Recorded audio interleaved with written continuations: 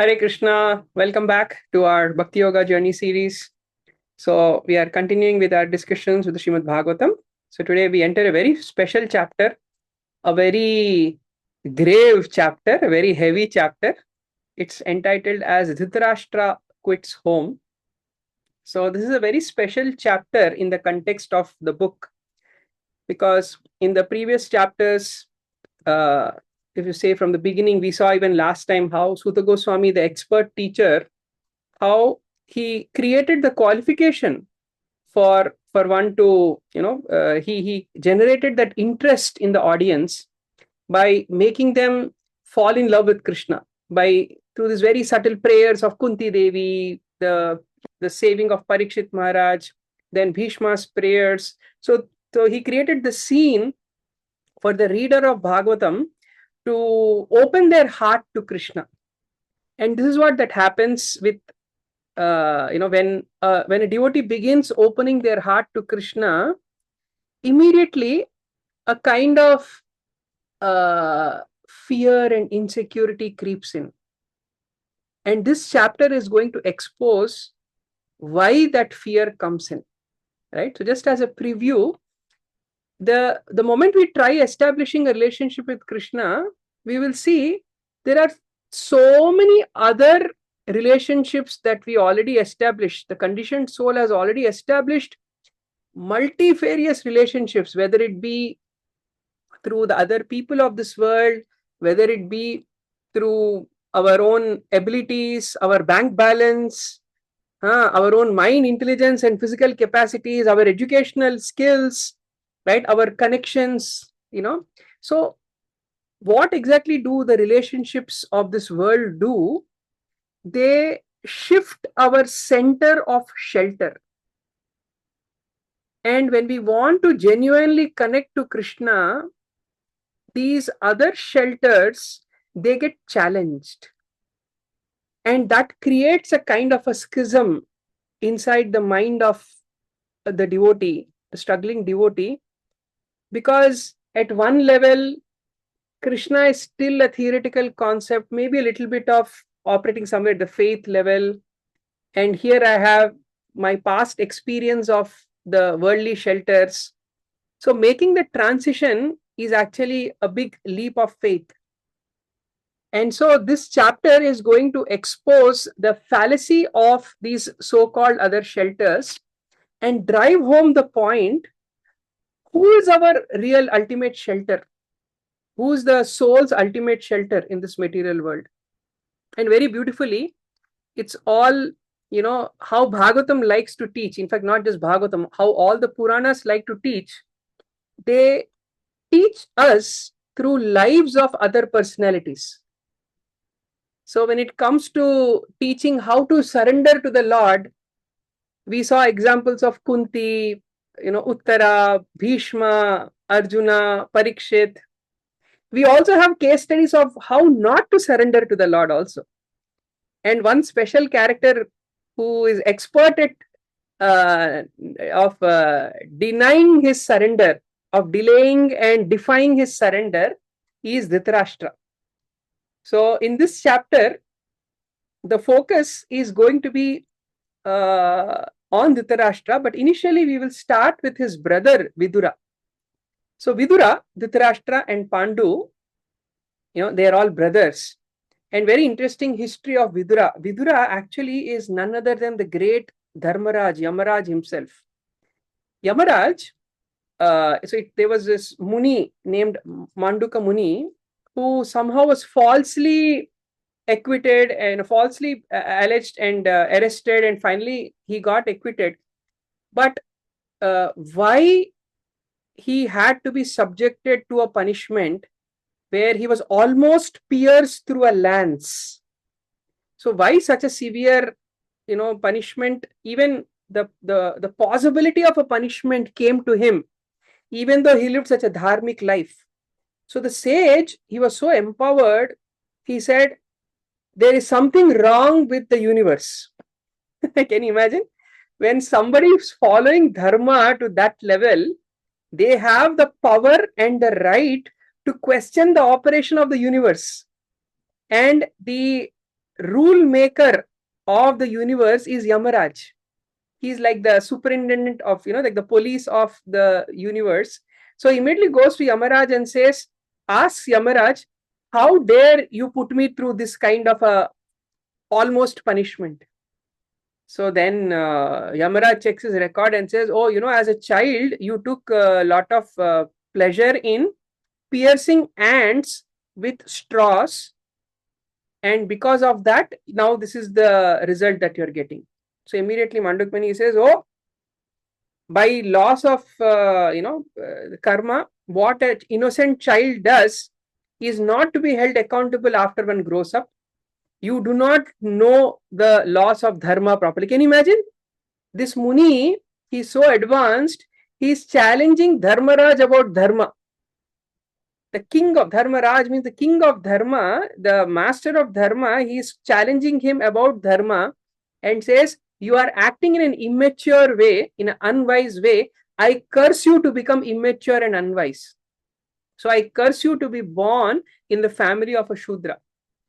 And so when this happened, and that's how Yamaraj, at one level, he was also very happy, because all day he has to sit there and judge people, and he's such an advanced Vaishnav. Vaishnavas don't like to judge others. So when he got this curse, he took it as a blessing. Oh, finally I get break from my work. I don't have to be in this very difficult position where I have to throw people in hot oil or in burning coal. A soft-hearted Vaishnava, he didn't like that, but what to do? Krishna gave him that role, so as a great devotee, he's doing that job. He thought, oh, this is a good opportunity for him to take a break. He assigns Aryama, another, Devata, to you take up the role of the superintendent of death and punishment, of law and order. I'm taking a break. And he is born as the great Vidura, whose birth also is very, very interesting for some other time. When we discuss third canto, we'll talk more about his mystical birth. And so this Vidura, he was one of the key protagonists of the entire Mahabharata war. In fact, he was the only, you can say, open devotee in the Hastinapur. When Krishna would come, he would not stay in anybody else's house. He used to go straight to Vidura and stay in his house because he was such an advanced soul. And so this Vidura, at one point, he was thrown out of the palace. And again, at that point also, can you imagine? He faithfully, loyally, with all his life, he devoted to the throne of Hastinapur. And now, due to some advice that he gave to Dhritarashtra, that your son Duryodhan actually is like a snake whom you are giving milk, and this snake is going to destroy the entire dynasty, throw him out immediately. And that advice Duryodhana did not like. So Duryodhan immediately banished him. And for a whole life of dedicated service, the only reward he got was his life was spared and he was immediately dismissed. Even at that point, Vidura, his consciousness, can you imagine when we are involved in any project, any work for such a long time, there will be some attachment that we will develop. And such premature dismissal, very unceremoniously, he was just removed. Even then, he saw positive in that. He said, oh, wow, now my real purpose of from Dharmaraj, I came here. I thought it's a vacation, but I got caught in this whole political drama in Hastinapur. Finally, I get a break. So let me go on a pilgrimage. Right? So he saw an opportunity in what most people would interpret as a greatest calamity in their life. When unceremoniously, suddenly they are told, imagine tomorrow morning you go to the office and your boss says to you, okay, thank you, pink slip. You can leave. What about all my projects? There are other people who will take care. What about all the loyalty I showed you? Oh, thank you very much. I give you a shake hand for all the years of loyalty, right? Right? How will you feel? You will feel like shouting back. You'll feel like filing a lawsuit against your boss, against the institution. But Vidura said, oh yes, finally, I'm free to go on a pilgrimage. And in the course of his pilgrimage, he meets Maitreya Muni, and there's a beautiful conversation that happens between them. In fact, one of the longest conversations in Bhagavatam, which is the main substance of the entire third and fourth cantos. And then after all that happened, at one point, Vidura had this moment of epiphany. Right in the middle of the conversation, he had this kind of a realization. And immediately he wakes up from that conversation and starts going back to Hastinapur. Why he goes back will be clear now. So Vidura, as soon as he comes back to the palace of Hastinapur, because he was not there around during the war. That time he was traveling to all the holy places in India. And when he came back, it was such a royal reception. Dhritarashtra, Satyaki, Sanjaya, Kripacharya, Kunti, Gandhari, Draupadi, Subhadra, Uttara, Kripi, all the Pandavas, they were so happy. Literally, they were tears of joy from there because their dear uncle has come back. Now, it's not that somebody went on a vacation to India and came back. Understand, pilgrimages that time were like one-way ticket. Today, you have 4-lane highways with restaurants every 100 meters in India also, especially in holy places, even more. Spiritual tourism is a big thing in India. But back then, even forget back then, even like until 50, 100 years ago, going to certain places, certain pilgrimage places in India means it's a one-way ticket. You don't know if the person will ever come back. Right? Because it's such a difficult route. If you go to, for example, Badrinath, Kedarnath, some of those places, you literally have to hike through hilly regions and, it was like a one-way ticket. Therefore, when Vidura came back, for them, it was a great joy. Oh, our uncle came back safely. So immediately, Yudhishthir Maharaj, his heart was overwhelmed with gratitude. He makes him sit down and say, because, oh, my dear uncle, first he gives him sufficient rest. He ensures that he eats well, he gets sufficient rest, right? And then he starts, next day he starts having a conversation with him. Oh, my dear uncle, you are you are like a protector, just like how sometimes the mother bird, she extends her wings and takes her birdlings under her shelter. Oh, you are like that mother to us. You protected us, don't you remember? And he recalls all the episodes, how when during that, at one point they were sent into a house of wood, and there was a espionage for arson, to burn them down in that house of lac. And Vidura gives a very cryptic message as they were leaving, and Yudhishthira understand, oh, there is a secret plan here. And Vidura also arranges a tunnel to be built under that house so that the Pandavas can escape. So time and again, Vidura intervened because he also felt, oh, they lost their father Pandu, and they were like innocent calves surrounded by hungry jackals in Hastinapur. So somebody needs to protect them. And Vidura, even though he was risking his job, right? Even though he was risking his reputation, he secretly, expertly protected the Pandavas. So like that. And then he expresses gratitude. And now the main point, which is in Yudhishthir's heart, he wanted to express something. We will know what he wants us to express. And then he asks him, so, how was it? How did you maintain yourself during traveling? Again, it is not that, there were so many restaurants, there were Govinda restaurants every place that he could just go and eat, order whatever he wants, right? So how did you maintain your livelihood, right? What all places did you go, and what is the service that you rendered there, right? And then he glorifies that actually holy places become holy because of people like you.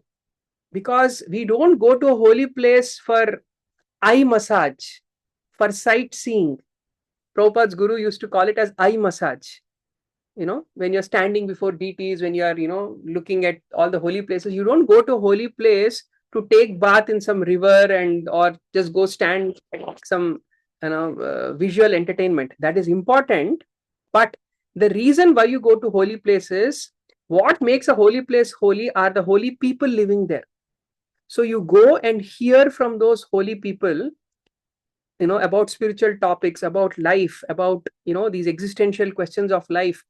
That's the point of going to a holy place, right? Otherwise, you are not a seeker, you are a mere tourist to these holy places. And there's such a powerful principle that even when we travel, right, You have to make a choice. Am I traveling as a seeker or am I traveling as a tourist? Right? Simple proof. Where am I spending more time? In Govindas, or am I spending more time talking to people and learning about Gita and Bhagavatam? So like that, he asks them, very expertly glorifies them. And then Yudhishthir comes to the main point, because it's been a while. Krishna already left.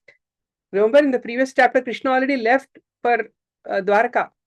So Yudhishthir wanted to know. Remember, back then, no emails or WhatsApp or even letters were not so common. It used to take time, of course. Letters were there, but it used to take time.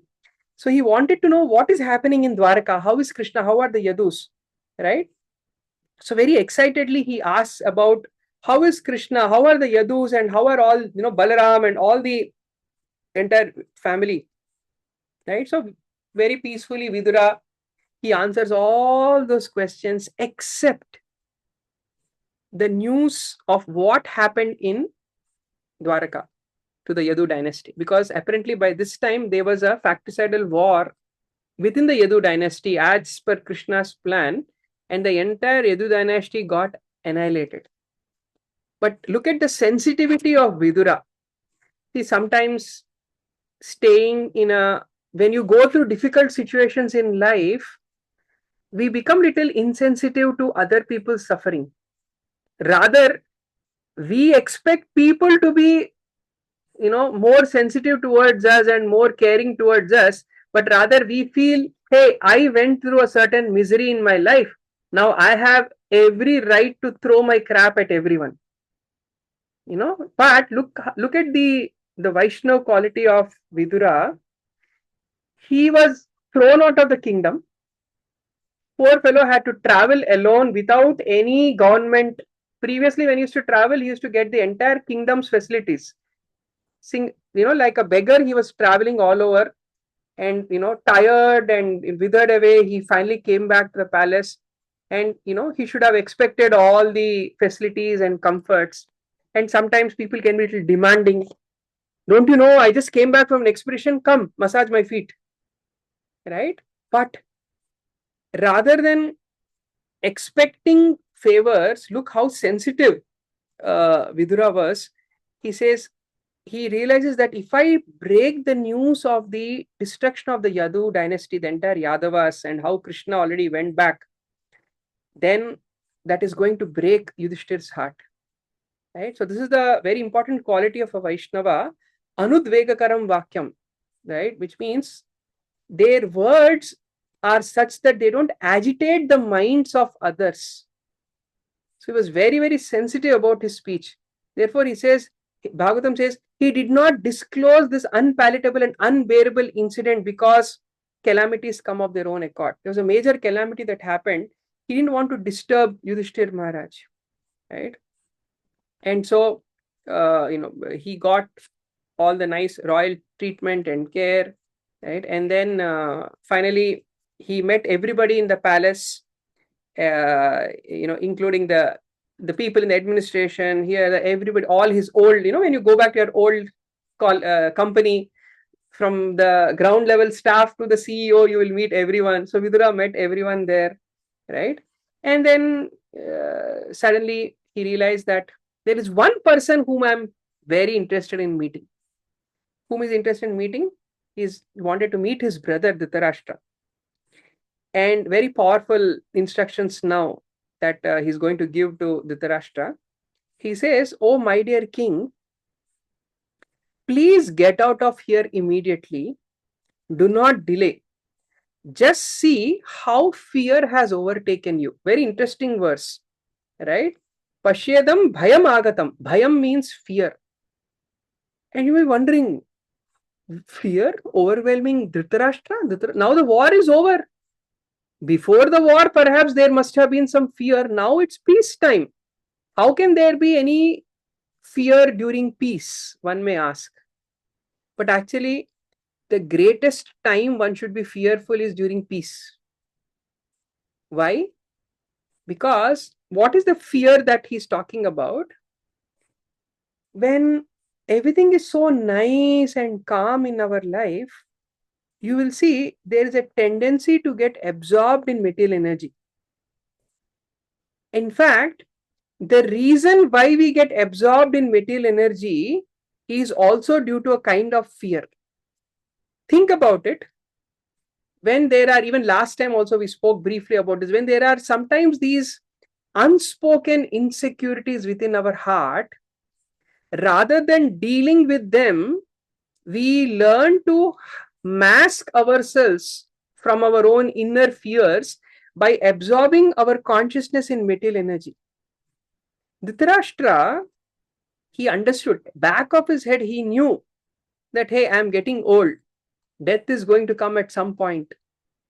And all my life, I've been only absorbed in politics. I never spent my time in enhancing my spiritual acumen. Right? And, and this is a tendency that people have. So, if you are not spiritually minded person, if you're a worldly minded person, you tend to deny spiritual practices. But if you are slightly spiritual minded, like Dhritarashtra, you will not deny spirituality, but you will end up delaying spiritual practices in your life. Okay, I will do it next year. Hey, now I'm still young. That is for a later stage of my life. When the later stage comes, no, I have important responsibilities now. Now I need to focus on at a later stage. And that later, you keep procrastinating. And that point finally came in Dhritarashtra's life where he had to take up to his own final journey seriously. But he realized, hey, I am not equipped. That fear was there. And so he started, rather than confronting the situation, he started taking more shelter in that material energy. And because, he got the respect as the father of the king. Yudhishthira treated him like a father. So he was enjoying royal comforts rather than focusing on his real dharma at that particular phase of his life. Right? And then Vidura, he very powerfully, he threatens him, prepares him, warns him, saying, this frightful situation cannot be remedied by any person in this material world. The Supreme Lord, as time has approached all of us. So everybody will have to surrender at some point in their life. The choice is, do you want to surrender to Krishna, the sweet loving God, or do you want to surrender to Krishna, the eternal time, which is going to come as destiny, death factor? So we all have to surrender to Krishna. Which form? As the Bhagavan Krishna or as the time factor, the Kala Murti. So do not think, don't try to artificially take shelter of things like your wealth, your honor, your children, your land, or your home. None of these are going to protect you from time. Time is going to expose the harsh realities of life. Are you ready to face the realities of life? Don't hide behind the royal comforts and give up this quest to confront reality. And he reminds him, don't you know the power of time? Your entire family members, fathers, brothers, well-wishers, sons, they all are dead and they are passed away. Why do you feel this destiny is not going to come to you? And look at it, you are already half foot in the grave. You are already so invalid. Right? And he, literally tells him, your teeth are loose, your liver is defective, you are always having kapha in your throat. When people become old, all the kapha, vata, pitta in their body go into a chaos. Your memory is, already you lost your memory and intelligence. From birth itself, you are blind already. One big disqualification you already had. And off late, you became little short of hearing.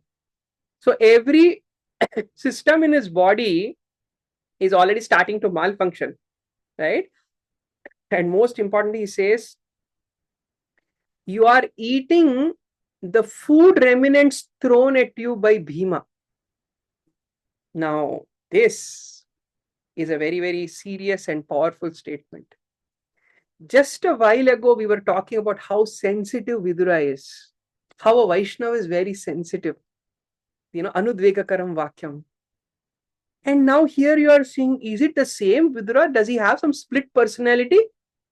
There he was talking so politely that he didn't even want to break an obvious news. And here he is, poor fellow Yudhishthir is, Dhritarashtra is happy. Finally, all his life he was struggling, finally peace. He should be supporting his peace. He is giving him threatening after threatening statement and finally calls him, you are like a household dog eating remnants given by Bhima. Why specifically Bhima? Technically, Yudhishthir is the king. Because Bhima killed all of his 100 sons. Basically, you're living off the mercy of your enemy who killed all your sons. Are you not ashamed of this kind of life? What kind of a Kshatriya are you? Now, as heavy as Vidura's statements may sound, this is where we need to understand the depth of Vaishnava's behavior. A Vaishnava can be softer than the rose, but harder than a lightning bolt. Why? Because if by being soft, a person can remember Krishna better, I will be soft. If by being like a thunderbolt, I can make that person come close to Krishna, I will take up the austerity of being the thunderbolt. So, the idea of good and bad, gentle and ruffian, good character, bad character, all these concepts of worldly notions will break down when it comes to the Vaishnava behavior. Because the only ultimate good is that good for the soul.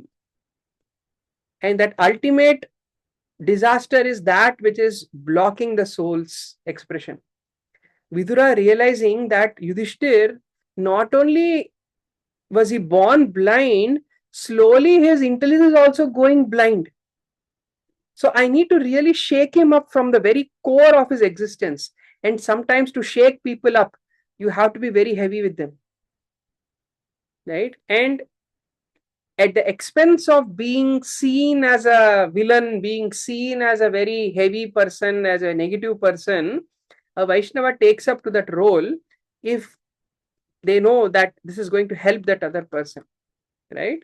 So, this is the contrast that you will see. How, because when you read just the first part, you'll say, oh wow, how sensitive is Vidura, such a nice person. And when you read these statements, you say, oh my God, what's wrong with him? And that one, his own brother, please spare him. He's an old blind fellow. At least spare him. Right? But no, Vidura, he may be heavy on Dhritarashtra, but he's showing extreme compassion to the soul of Dhritarashtra. And so, he again, there is no need to live a degraded life and subsist on charity of those whom you try to kill. Dhritarashtra was the silent villain in the entire Mahabharata. If Duryodhan was the active villain, Dhritarashtra was a silent villain because from his childhood, he carried this kind of a grudge against destiny. I am the elder brother, I should have become the king, but I was born blind. Maybe my children can, at least if I'm not the king, at least become the father of the king.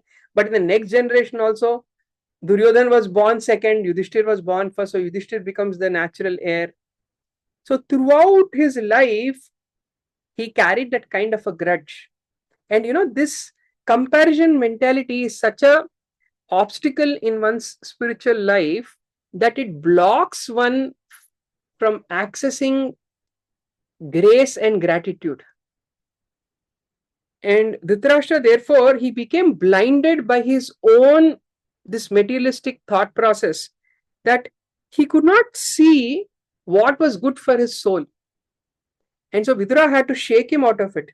Right? You did so many cruel things. You insulted their wife. You insulted, you committed arson against them. You tried poisoning them. You instigated the entire war and supported Duryodhana in the war so that you kill them. And now are you not ashamed?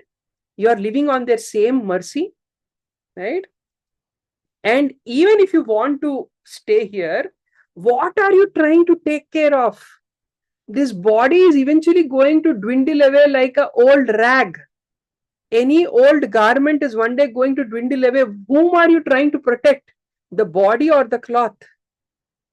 Right?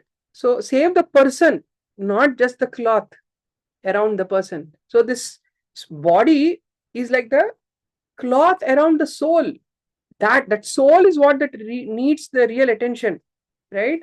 Therefore, he says, immediately, without telling anyone, leave this house, go to some remote location and start working on your spiritual advancement. And the kind of heavy statements that Vidura makes, he says, immediately leave for north. North, as in Himalayas, north has always been seen as a place for enlightenment. He says, immediately leave there, right? And soon the time will approach which will diminish the good quality, because now at least make use. Kali Yuga is going to come.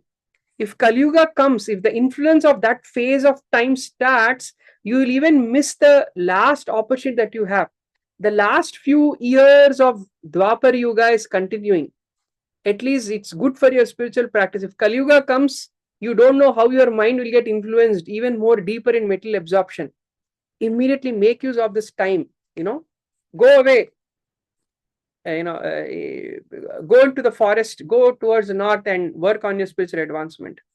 And so, instigated by him, so Dhritarashtra, his gentle wife Gandhari, and when the two elders of the family are leaving, Kunti Devi also accompanied them along with Vidura. So all four of them, without telling anybody in the palace, they left.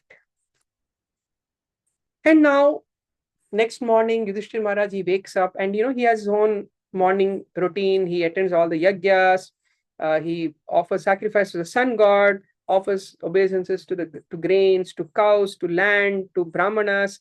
He gives charity to all of them. And then he comes to take blessings of elders. And he goes to the chamber of Dhritarashtra and Gandhari. And he notices the chamber is empty. They are nowhere to be found. Right? And then he looks at Sanjaya. Sanjaya was the trusty assistant of Dhritarashtra, whom we heard. He is the one who narrates the entire Bhagavad Gita, the entire war scene to Dhritarashtra. He looks at Sanjaya, and Sanjaya, lamenting with disappointment. He's just sitting there silently crying in the corner of the palace. And Yudhishthira asks him, what happened? Where is my well-wisher uncle Vidura? And where is my mother Gandhari, who so, she still didn't fully overcome the loss of her children? And more importantly, where is my blind, uncle Dhritarashtra? Where did they disappear? Right? What kind of an ungrateful soul I am that I think I cut corners in my hospitality towards them and they felt offended and they left. So Yudhishthir is like totally next level character, because if you see, one day Yudhishthir was given a task. Both Yudhishthir and Duryodhana were given one task when they were young students. Yudhishthir was told, go find a person who's worse than you. And Duryodhana was told, go find a person who's better than you. Both come back empty-handed saying, we didn't find anyone. Duryodhana says, I didn't find anybody better than me. I'm the best. Yudhishthir comes back saying, I didn't find anybody worse than me. Of course, it is not a sign of depression. Please understand, Yudhishthir was extremely smart, extremely intelligent. In fact, he was a leader of the Pandavas. Many times people misunderstand Yudhishthir thinking, oh, why was he silent when Draupadi was being insulted and when the gambling match happened? Why did he agree to enter gambling? See, Yudhishthir is a very, very smart person. Understand, before the incident of that gambling match, Vyasa comes and warns Yudhishthir and the Pandavas, I foresee a great disaster and a great family disruption here. So be prepared for it. So Yudhishthir immediately within his head, he tells, we will not create any unnecessary differences. So when they were invited for a gambling match, even though Yudhishthir didn't like it, he knew that if I say no, maybe it will, create more problems. So just to avoid any confrontational situation and to ensure some peaceful, cohesion, so he agrees for that. And even when the Pandavas were cheated and Draupadi was being insulted, even though Bhima was ready to at that point jump and fight and kill everyone, Yudhishthir knew that they were in a position of disadvantage. Anything that they would do at that point will only be reactionary and not having the right utility. Because he saw that the entire army was under the control of Duryodhan. If they reacted at that moment, they are going to lose that fight.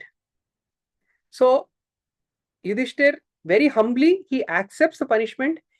He goes through the punishment, 13 years, of exile and 1 year incognito, hoping that peace will prevail, and seeing and sends Krishna as a peace messenger. Even when that failed, and Yudhishthir said, okay, now we need to come from a position of weakness to a position of strength. Let's find our alliances. When we have the right alliance, then we can attack. And he collects 7 Akshohini armies and enough to win the war.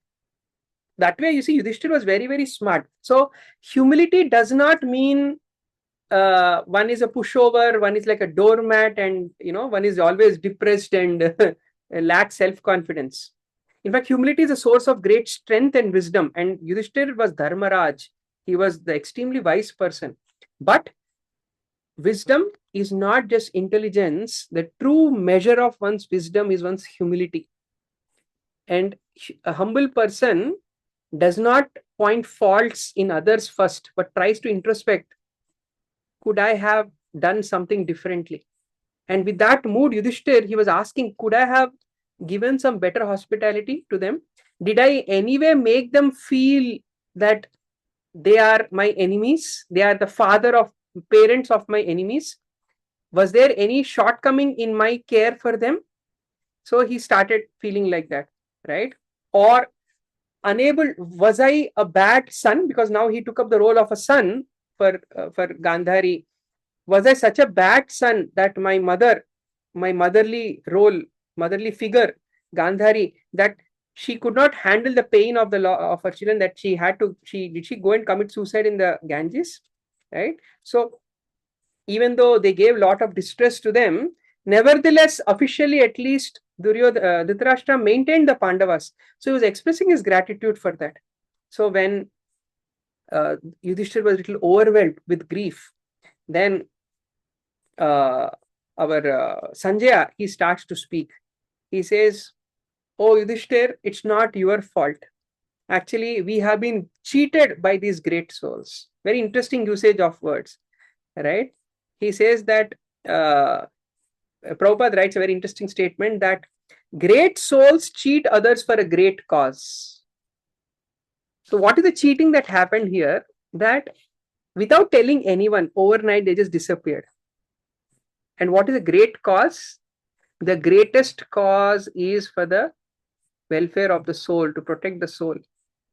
So it was not a breach of etiquette that they went uninformed, right? And so Sanjaya, but then Yudhishthir Maharaj, even though he is such a great soul, but sometimes Krishna uses these great souls to teach us some lessons. Yudhishthir Maharaj also had one tiny flaw. Somewhere he was trying to seek redemption for his acts by taking extra good care of Dhritarashtra and Gandhari. Because remember, he was feeling guilty about being responsible for the war, and to make me the king, so many people had to die. So he was indirectly seeking his own redemption by taking care of Dhritarashtra and Gandhari. But in the process, he forgot that at the expense of my redemption, I cannot delay the spiritual growth of somebody else. Indirectly, he was happy that Dhritarashtra was not working on his own spiritual growth. Because if he stays more at home in the palace, I can take care of them better and I will feel good better about myself. Right? So this is a kind of a sattvic exploitation. Right? How sometimes we go out of our way to serve others to feel good about ourselves. We sacrifice for others to feel good about ourselves. And this tiny flaw in his mindset had to be corrected. So at multiple levels, so many people are getting rectified in this pastime, right? So Vidura leaving the palace and going on a pilgrimage was a kind of his selfishness. He did not fulfill his one very important duty. Because when you become a spiritualist, it is your responsibility to also benefit your family members. And he suddenly, in the middle of that class with Maitreya, he had that moment of epiphany. Hey, my life is good. My life is perfect. Krishna, literally before departing from this world, he leaves a personal message for Vidura. Krishna remembered Vidura and leaves a personal message for him. So Vidura's life is perfect. But what about my brother's life? So Vidura, Anartha was going on a pilgrimage and he realized that, comes home, corrects Dhritarashtra and, begins his spiritual journey.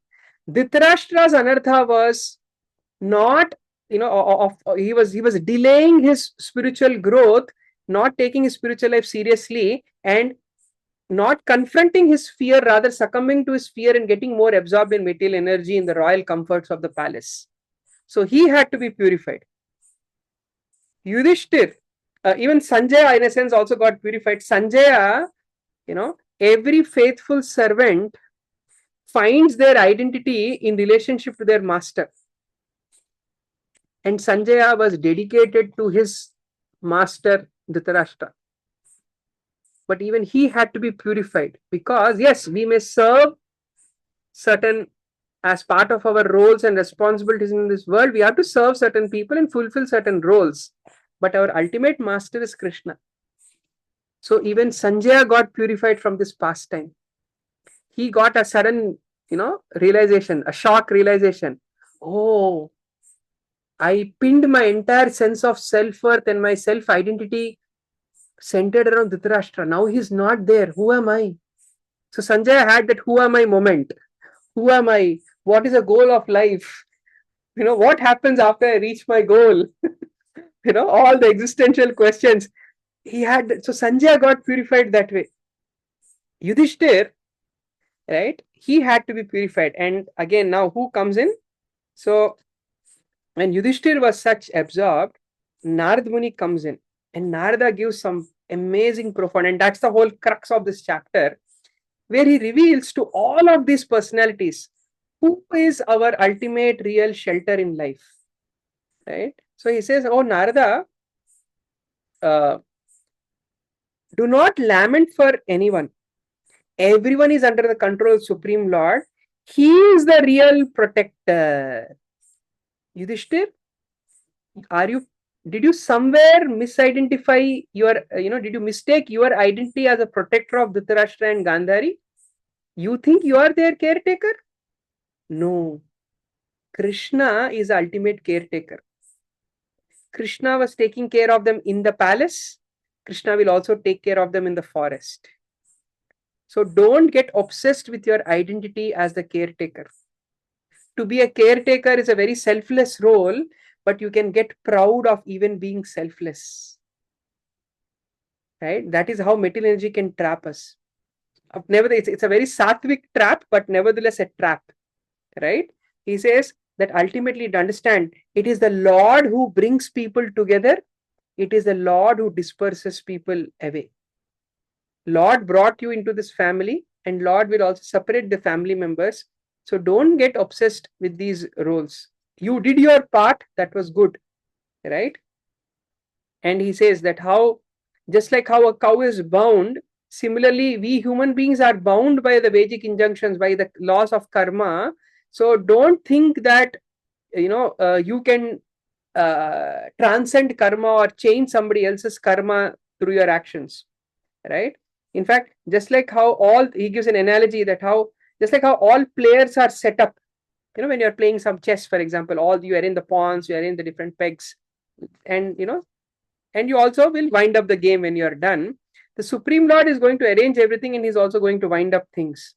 Therefore, in all circumstances, whether you consider the soul to be an eternal principle or the material body to be perishable, basically soul is eternal and body is temporary, whether you are that philosophy, kind of a philosophy follower, or if you think everything exists in one, we are all that one impersonal absolute truth, if you believe in that philosophy, or if you think that everything is just a combination of Purusha and Prakriti, like the Ashtanga Yoga system, whether you are that kind of, whether you are a Vedanta follower, whether you are a Advaita Vedanta follower, or whether you are a Ashtanga Yoga follower, or if you think that ultimately everything is matter also, all these feelings of separation are only due to Maya, due to the illusory affection.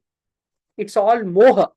Moha is different from Maya, right? Maya, we know that which is not there. Maya means illusion. But moha is it has a different connotation. Moha is basically false affection, especially with respect to people. We use that word moha, right? So this is all a moha, nothing more than that. This is how the bewildering energy, the material energy has entrapped you into this moha. Please do not think, ultimately Lord brings people together and separates them. Mind you, when you read this section of Bhagavatam, it is not to undermine the principle of family values and family bonding and social bonding. It is not undermining the value of human relationships. What Bhagavatam, see, understand, every instruction Bhagavatam is to a specific audience at a specific phase of their life and at a specific qualification or adhikar. So here, he is specifically teaching this to somebody who got absorbed in that moha. In Kali Yuga, perhaps we may need different kind of teachings, because people forget about moha, they are in Maya, meaning they don't understand the responsibilities that they need to take up. The problem with Yudhishthira is he was extra responsible. In Kali Yuga, we are totally irresponsible.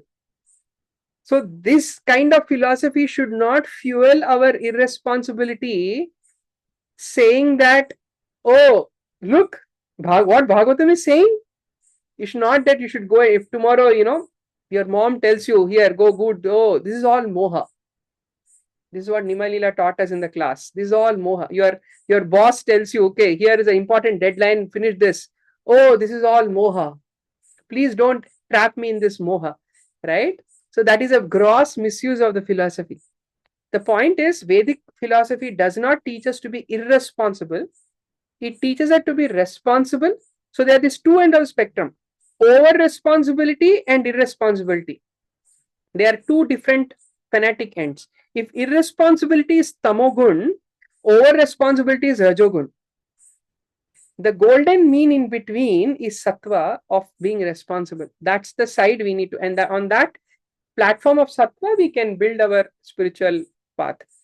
So these teachings are not to fuel the irresponsible behavior within us, but rather, if somebody is over obsessed to people because of certain responsibilities and roles that they're playing, this is to ground them and balance their perspectives, right? And so he says that, therefore, give up your anxiety due to ignorance of the self. You are now thinking of how they who are helpless, poor creatures will exist without you. See, very, such a straight, direct statement. He is not concerned about their safety. How will they survive without me? Why? Because I am their caretaker. No, Yudhishthir, you are not their caretaker. You are merely an instrument in Krishna's hand. While they were in the palace, you were the instrument of their care through Krishna. Now when they go out, somebody else will be there, right? And so all these kala, karma and gunas, everything is controlling them, right? So how can somebody else protect them? If you are already in a well, how can you save another person in the well? Only the Supreme Lord who's beyond the well can protect us. right? And he talks about certain harsh realities of life, and basically he says that therefore understand the Supreme Lord is the only protector. He is the one without any second. He is Ajita, unconquerable. He is the only ultimate. He's the Atmanam Atmana. He's the soul of all the souls. He is the one who can protect one, right?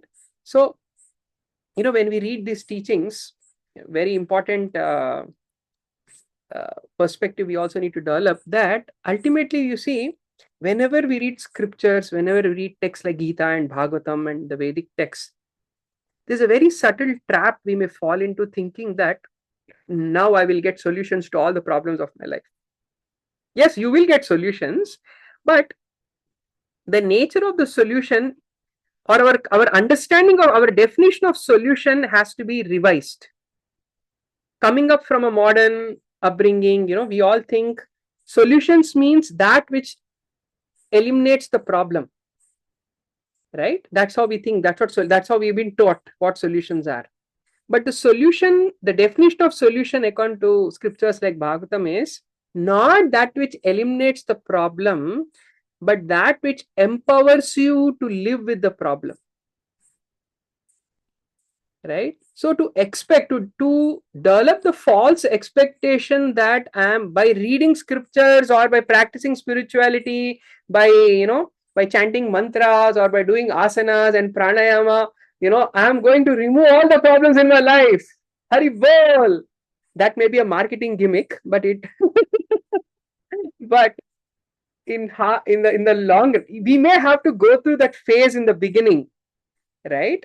We will go through that phase in the beginning, but in the long run, real maturity comes when you realize, hey, I never really understood the definition of solution. The ultimate solution is tolerating the problem, tolerating material energy. While I'm tolerating, how do I keep my spirits high? That's where my spiritual practices come. So spirituality is not about eliminating solutions, So that's why when we say, oh, like just today there's a YTTC course going on, and today students were giving some presentations, right? Their essays, and they all had these topics like yoga for stress control, yoga for women's health, yoga for this, yoga for that, right? I heard all the presentations in my head. I was thinking, oh my God, wait till reality hits them hard. Right? Because a day will come when we all will realize that, it's not that the problems will be eliminated, but I will only learn to become more comfortable living with the problems. Right? That is called wisdom. And perhaps when you are intelligent, you may be thinking, oh, now I have solutions. But when from intelligent person, you become a wise person, you'll realize, oh, Krishna, you are in control. Right? So give me the strength to live with these problems peacefully. Right? That's forget even the word peaceful. Give me the strength to live with these problems. Right? So your ability to live with the problems will increase. So dealing with problems basically means not eliminating the problems, but living with those problems. Right? And that ability comes, and that is then you will be so grounded. You will have, because when you develop a false expectation that spirituality is going to make my life a heaven, then that is not bhakti. Then your expectation is not Krishna, your expectation is peace. Right? So then Krishna is going to test, oh really? You have so much hope in me that you are going to get peace? Let me pull this string. And he's going to remove all the peace out of your life, and you're thinking, Krishna, save me. Now you are aspiring for the right thing. Right? Don't aspire for peace, aspire for me. Right? Then, so the end, so they lived happily ever after. Since childhood, we've been reading all those fairy tales. They are tales. It's there in the name itself. It's a tale. So don't fall for that. Right? And so they learned to live with the problem. That is the ending of every Bhagavatam story and our life story. Right? So that's the point here. So this understanding has to be this week we will be grounded in this understanding. Then we will learn to seek shelter of Krishna with the right attitude. The sambandha, when it is clear, then the abhidheya, when the basis of our relationship with Krishna is clear, then our practice becomes smooth. The problem is we bring in wrong expectations into our spiritual practice. And so we are wondering what is happening. Is spirituality even working? Right? So that harsh, truth, Narada had to reveal to Yudhishthir Maharaj, right? And then finally the chapter ends with how Dhritarashtra goes through that whole involution. He amalgamates, the external senses into the subtle body, and the subtle body into the, into the ego, and the ego into the Mahat, and how he involutes, and eventually Vidura himself is surprised. Oh my God, how did my brother do it? He didn't practice all his life. Now at this old age, he did it, and it is said that he had such high yogic energy within him that he was completely disconnected from his body, to the point where he created so much of heat within him that his body started automatically coming set on fire. And his faithful wife Gandhari, she joins him into that yogic fire, and that is how the king entered into a higher dimension. And Vidura himself was so shocked to see his own brother's advancement in such a short time, and he continues on his pilgrimage, working on his own spiritual growth, like that. So this is the main theme of this chapter, which recalibrates our spiritual expectations, and makes us realize whom should I surrender to, who is my ultimate shelter, and what should I expect when I'm trying to seek shelter from Krishna. All right. The next chapter is going to be even more heavy, very painful, because it's about Krishna's disappearance, that we'll discuss in our next class. All right. Let's open the forum for any quick questions or comments. It's a very heavy chapter, lot to process. If anybody wants to ask any question, let me, maybe you can, how do I do this? Okay. There you go. I think you should be able to unmute yourself. Yes. Hare Krishna, Prabhuji. Well, Medina, please. So you were talking about the, learning to live with the problem. But as you said this, I immediately thought of this dilemma that sometimes when we learn to live with the problem and we are not able to differentiate if that problem is creating a certain sense of adharma in our life, and we just, we might get also trapped in this, using this, not an excuse, but a way of living that, okay, let me learn to live with this problem instead of trying to resolve it. So how not to get trapped in this? You have any tips? Learning to live with the problem means there's a statement after that too. Learning to live with the problem and advancing in your spiritual life. So the goal of life is not to live with the problem. The goal of life is to make spiritual advancement.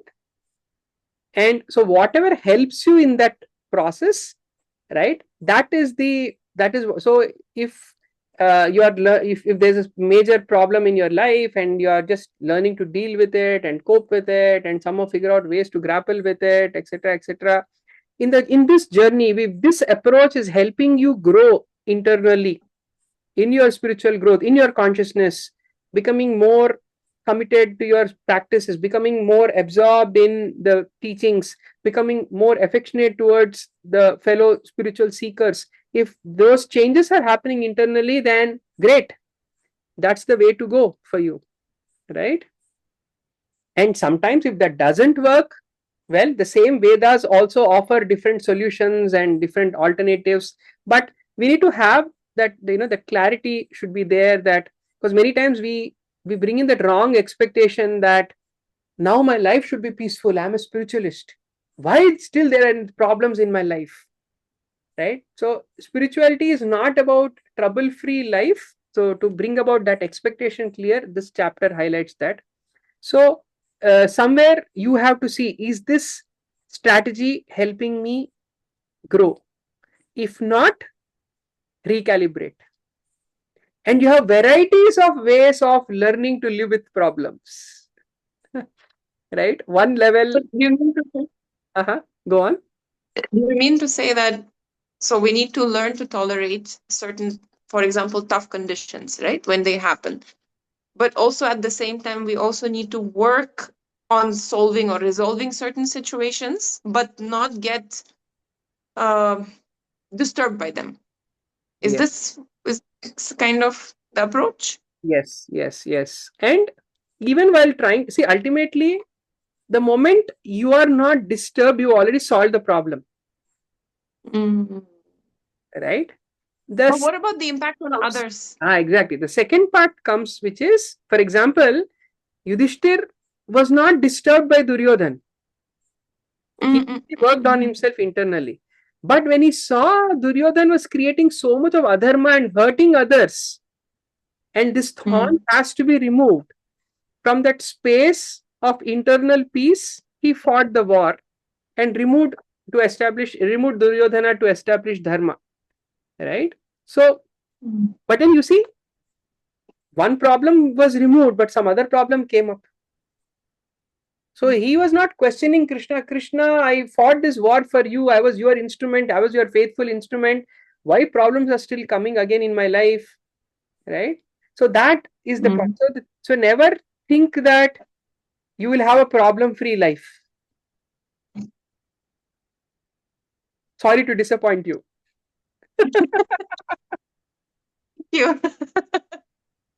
But one nice thing is that at a certain point, you will learn to embrace those problems like Kunti Devi when we become very advanced, because those problems will remind us of Krishna and take us closer to Krishna every time. So that is the stage of consciousness we should aspire for. Right? Yeah, but she was praying that all these problems happen again, just so that he remembers him more often. Yeah. We are not ready for that prayer yet. No. Don't say it out loud. Okay. Hare Krishna. Thank you. Yeah. Okay. Anybody else? All right. So we'll end our discussion here. Thank you all so much. So see you all next week. Hare Krishna. Hare Krishna, Prabhuji, Dandavat Pranam. Dandavat, Haribol.